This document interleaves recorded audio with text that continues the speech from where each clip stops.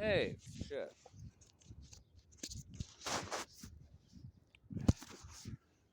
Someone a while ago asked me to talk about why there's no such thing as a mode of production.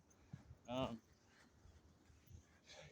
Still not the best at following the argument in 1,000 plateaus on this. So I'll start with something else. So there's capitalism, and then it's Aufhebung, and it's transitions, it's transitionary phases, and usually all we talk about is like capitalism and late stage capitalism.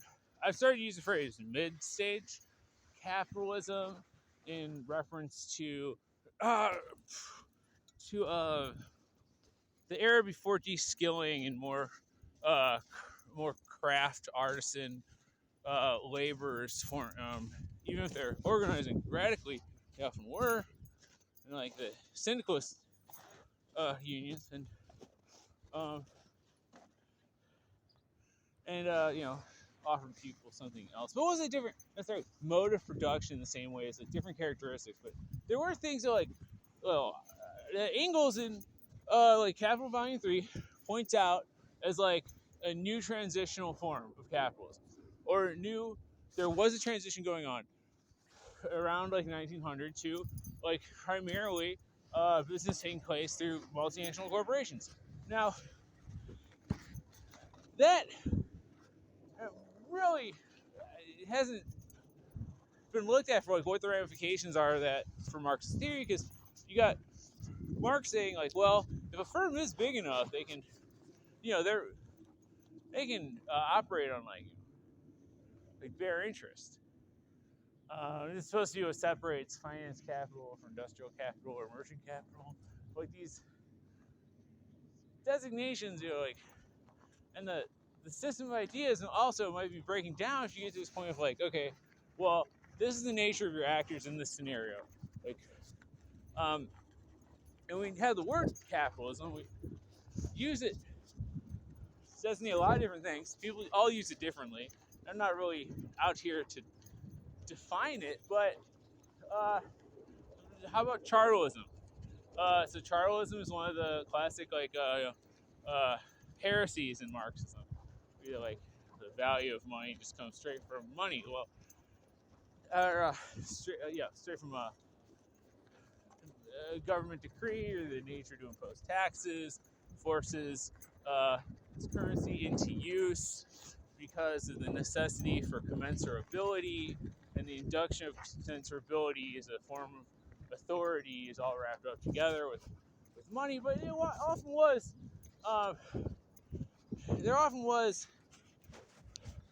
like money backing different currencies, but often in a where there's like not putting as much in as they say they are, blah blah blah. So like to say that hard currencies ever function as like a barrier for money, I mean, well, debt is immediately infinite, but like access to minerals will affect the market for them. But I mean, if there's a scarcity of minerals, they just start putting in half as much and not telling you, shrinking the coins and shit. So it adds in these different features that even get called capitalism, adding different kinds of friction or frictionlessness. So, like Graeber had a big point about this, like the frictionlessness of the economy. Well, like it's not necessarily a good thing. I mean, like haggling anticipates and prevents, frictionless market transactions. The more frictionless you make them, the faster they occur, and the more quickly it drives everything into purely like profit concern. So like yeah, if you can like put a fucking couple fucking speed bumps in there, sure, fuck it, why not? But like past that, I mean, there's the slow decline of the gold standard. It was maintained for some time, but once you pass the gold standard, it's just full on chartalism.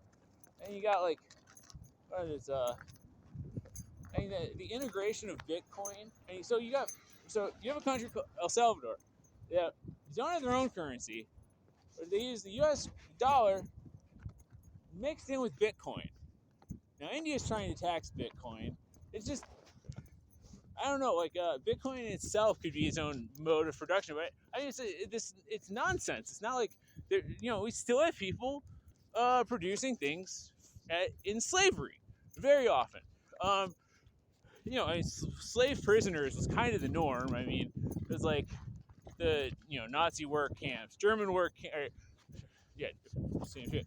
Like the Japanese were doing the same thing to the Chinese, and I mean, you could say the vagrancy laws in Britain were, also kind of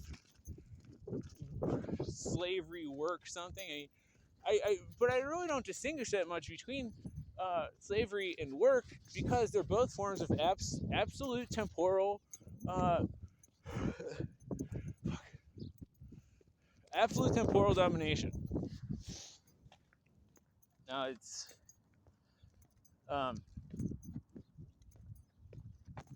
because you're talking about like markets of people's time. It's like so temporal, but it's absolute. There's the nature of that. It's not, or it's not limited in scope typically as you might have thought with like craft work or something. So this time of like, let's say mid-capitalism, where there could be some hope of dignity, or maybe people still had like a impulse to dignity. You see, it's interesting though because like you need to actually insist against employers contractually for the sake of dignity, because like the UFCW, United Food and Commercial Workers, did have like stipulations in some of their contracts about dignity, which makes more and more sense when you see like businesses having like mandatory TikTok video party bullshit.